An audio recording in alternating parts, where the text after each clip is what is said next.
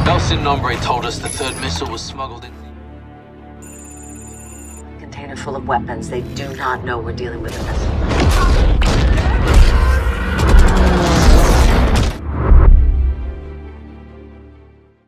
देखो, सुनने में सरप्राइजिंग लगेगा, मगर ईरान की हालत पहले ऐसा था और इसराइल के साथ भिड़ने की बात हालत ऐसा है।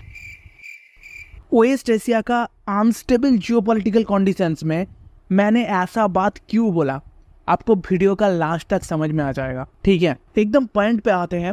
सैटरडे मॉर्निंग पर साउथ हिजबुल्लाह पर इसराइल अटैक करते हैं एंड फाइटर जेट से जाबकिन, छियाम एंड अल अदीसा, लेबनान का इन सारी एरिया का आर्मी बेस पर सडनली भारी अटैक दाग देते हैं। अभी इस घटना की बात ईरान ने काफी एग्रेसिवली रिस्पॉन्स किया, क्योंकि लेबनान ईरान का एलाइज है। अब ईरान ने डिक्लेयर कर दिया, अगर इसराइल लेबनान पर लगातार हमला करते हैं तो इसराइल एक डिस्ट्रक्टिव लड़ाई का डोर को नॉक कर रहा है। देखो, रियलिटी यही है जो पूरी मिड एशिया पर अभी की टाइम पे वर्ल्ड वॉर 3 का डोर बेल बज रहा है, क्योंकि अभी जो लड़ाई शुरू होने वाला है वो सिर्फ 2 कंट्री का बीच में नहीं, 2 एलाइज यानी ग्रुप ऑफ कंट्रीज के बीच में शुरू होने वाला है। अभी पूरा वेस्ट एशिया का जियोपॉलिटिक्स इतना ज्यादा कॉम्प्लेक्स हो चुका है ना, कुछ क्वेश्चंस का आंसर ढूंढते हुए इसको स्टेप बाय स्टेप समझते हैं। फर्स्ट, वर्ल्ड वॉर 3 का बात क्यों हो रहा है। सेकंड, इसराइल हमास का लड़ाई शिफ्ट होके 2 एलाइज के बीच में क्यों आ गया।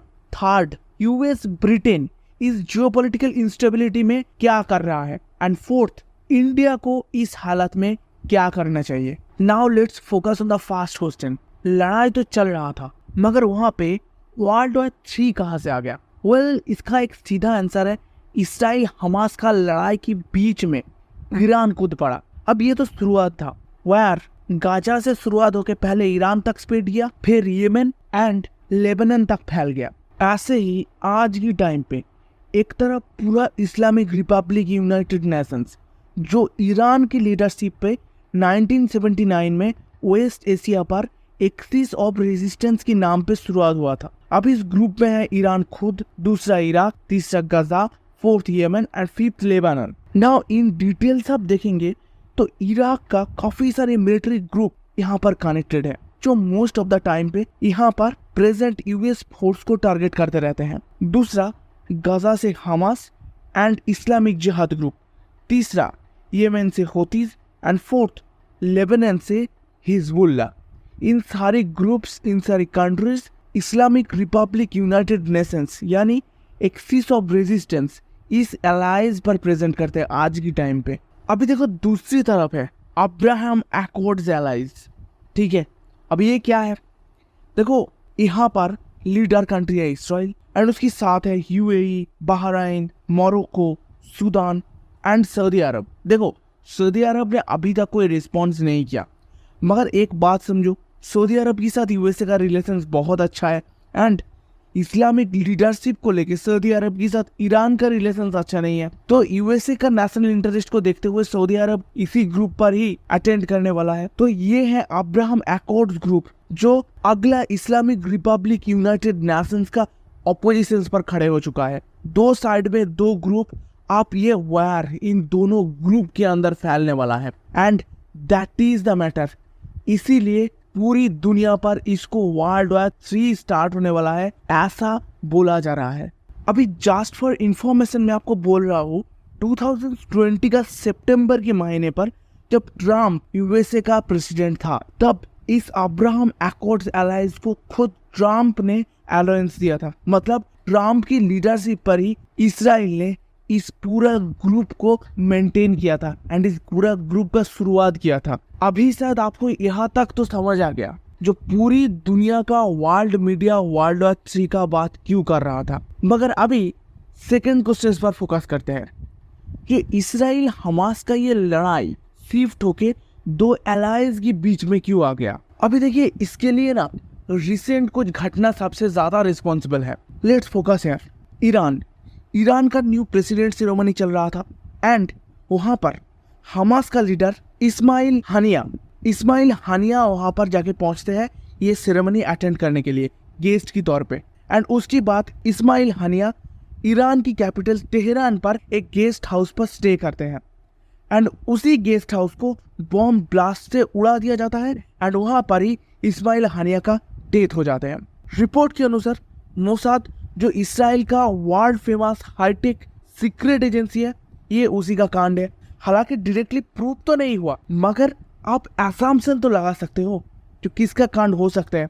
ईरान पर घुस के मारा तो ये मोसाद के अलावा किसका ही काम हो सकता है। अभी देखिए इसराइल यहाँ पर ही नहीं रुक गया, ये तो सिर्फ शुरुआत था। उसके बाद देखिए अल जजीरा का एक रिपोर्टर जो हमास में जाकर के चिल्ड्रेन्स आम आदमी का जो डेथ वहां पर हो रहा है उसको लाइव रिपोर्टिंग कर रहा था। वहां का जो आम आदमियों की कंडीशंस है इसके बारे में वर्ल्ड मीडिया के सामने एक रिपोर्टिंग कर रहा था एंड इसराइल वहां पर अटैक कर रहा है, क्या हालत कर रहा है इसराइल, इसके बारे में वर्ल्ड मीडिया को इन्फॉर्म कर रहा था। ठीक है, अब जब इस्माइल हानिया का डेथ हो गया तो उसका डेथ बॉडी हमास पर अपने उसका जो अपना घर है उसी घर पर लेके आया गया एंड वहां पर वो रिपोर्टर ने एक लाइव रिपोर्टिंग करने गया। जब रिपोर्टिंग करने की बात वो वापस आ रहा था तब कार में उसको अभी मर्डर कर दिया गया। ठीक है, एंड इसराइल ने इसको एक्सेप्ट भी किया, जो ये हमास के लिए काम कर रहा था इसीलिए हमने उसका मर्डर कर दिया।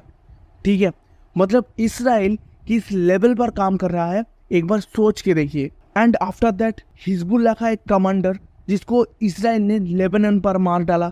मतलब इसराइल एग्रेसिवली ग्रो कर रहा है एंड सीक्रेटली भी ग्रो कर रहा है एंड ये सब देखते हुए ना ईरान बहुत एक्टिव हो गया। ईरान का एक मेजर फोर्स है आर्म फोर्स जिसको IRGC कहते हैं, इसका पूरा नाम है इस्लामिक रिवोल्यूशनरी गार्ड क्रॉप्स। इसको ईरानियन रिवोल्यूशनरी गार्ड भी बोला जाता है। मतलब ईरान की जितनी सारी पॉपेट्स कंट्री है ना, ये हिजबुल्लाह, हौथी रिबेल्स, ठीक है, ये जो पॉपेट्स ग्रुप्स है ईरान का, इसका लीडरशिप करते हैं ये IRGC ईरानियन रिवोल्यूशनरी गार्ड। ठीक है, जो ईरान के आर्म्ड फोर्स है इसका एक बहुत ही ज्यादा क्रूशियल एंड बहुत ही ज्यादा इंपॉर्टेंट फोर्स है ये। एंड ईरान ने आप कह रहा है इसी फोर्स का जो हाई कमांडर ऑफिसर्स है उसका भी जान की खतरा है। मतलब मोसाद घर में घुस के उन लोगों को मार सकता है। ठीक है, इन दिस टाइम्स ईरान की हालत आप ऐसा समझ सकते हो, जो ईरान इस्लामिक थॉट प्रोसेस को काम पे लगाते हुए इतने सारे बड़े बड़े बात कर रहा था, ये कर डालेंगे वो कर डालेंगे। मोसाद का हाई नेटवर्क ये कुछ लगातार सीक्रेट ऑपरेशंस की बात ईरान की बड़े बड़े लीडर्स का वक्त बदल दी, जज्बात बदल दी। अभी क्या करेगा ईरान इस टाइम पर? अपने अलाइज के यूनाइटेड होने के लिए बोलेगा।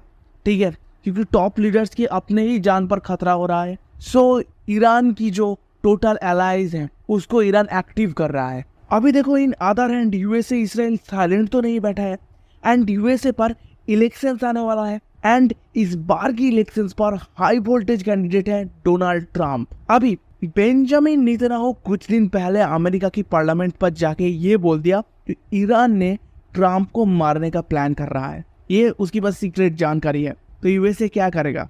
हम तो भाई किंग है। ठीक है, तुम मुझ पर सीक्रेट ऑपरेशंस करने का सोच रहे हो, ठीक है, कोई बात नहीं। यूएसए ने वेस्ट एशिया पर UAE, सूडान, मोरक्को, सऊदी अरब, बहराइन जो अपने अलाइज हैं उसको स्ट्रांग बनाना और यूनाइटेड करना स्टार्ट कर दिया।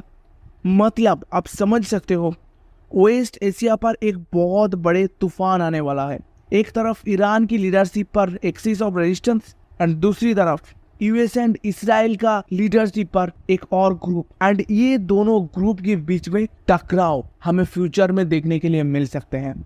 एंड अभी शायद आपको समझ आ गया कैसे जो लड़ाई इसराइल और हमास के बीच में शुरुआत हुआ था वो धीरे धीरे दो अलाइज के बीच में स्प्रेड हो गया।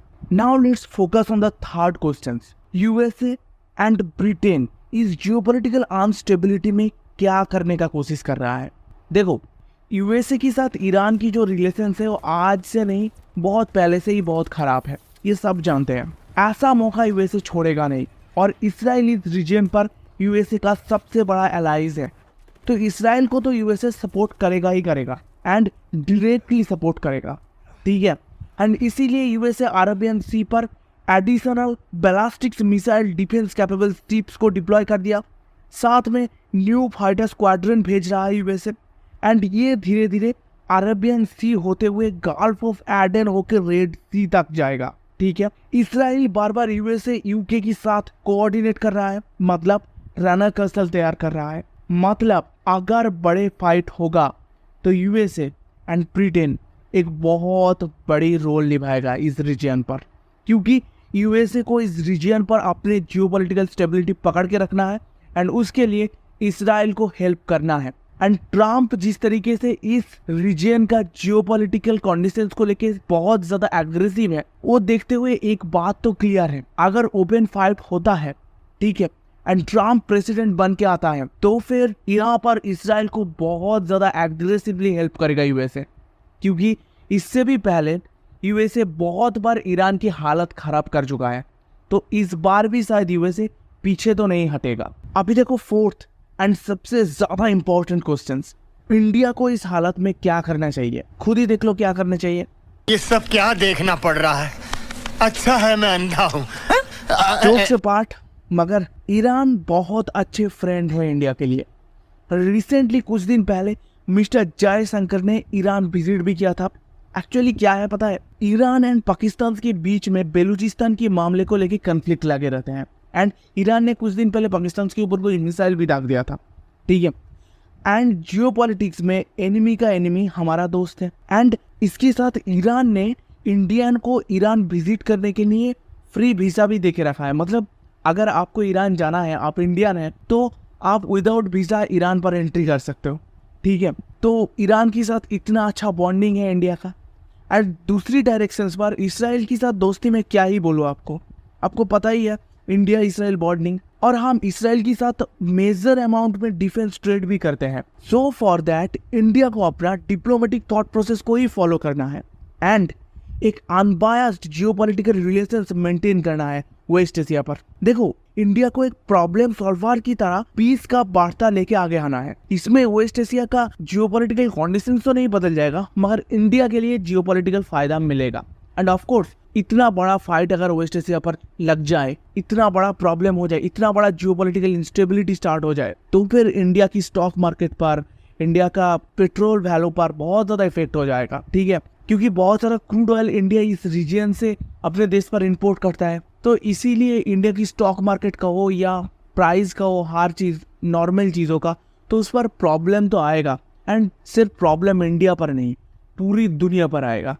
चाइना यहाँ पर कितने सारी चीज़ एक्सपोर्ट करते हैं, ठीक है, उसका एक्सपोर्टेशन रेट भी डाउन हो जाएगा। इसके साथ रशिया भी इफेक्ट होगा। एंड अगर यूएस एंड ब्रिटेन इस वायर के अंदर आ जाते हैं तो पूरा यूरोप एंड यूएसए भी इफेक्टेड होगा, ठीक है, मतलब पूरी दुनिया ही इफेक्ट होगा। एट लास्ट देखो, यूएस एंड इसराइल का ऑफिशियल अपडेट तो कह रहा है मंडे पर ही, मतलब आज ही, जब मैं वीडियो रिकॉर्ड कर रहा हूँ, आज ही शायद ईरान इसराइल के ऊपर अटैक कर सकते हैं, ठीक है। एंड ये पूरा कंडीशंस फ्यूचर में कहाँ पर जाके रुकेगा या क्या होगा, इसके बारे में अभी से प्रिडिक्ट करना तो बहुत ज़्यादा मुश्किल है। एंड एट लास्ट आप मुझे क्वेश्चंस का आंसर दीजिए। जियोपॉलिटिक्स में ताकतवर वही बनते हैं जो वर्ल्ड में जियोपॉलिटिकल डोमिनेंस रख सकते हैं, ठीक है। तो ऐसा वायर पोजीशंस पर इंडिया के लिए एक पीस सेटलमेंट का वार्ता भेजना बहुत ज़्यादा ज़रूरी है अपना जियोपॉलिटिकल डोमिनेंस को ग्रो करने के लिए, ठीक है। तो मैं आपसे एक बात पूछना चाहता हूँ, जो क्या प्रोसेस होगा, क्या थॉट प्रोसेस होगा या क्या स्ट्रैटेजी होगा जिससे इंडिया वेस्ट एशिया के लिए एक पीस मैसेज क्रूशियली सेंड कर सकते हैं? आप मुझे कमेंट सेक्शंस पर आंसर दीजिए, किस तरीके से इंडिया ये कर सकते हैं, आपका क्या थॉट प्रोसेस है इसके बारे में।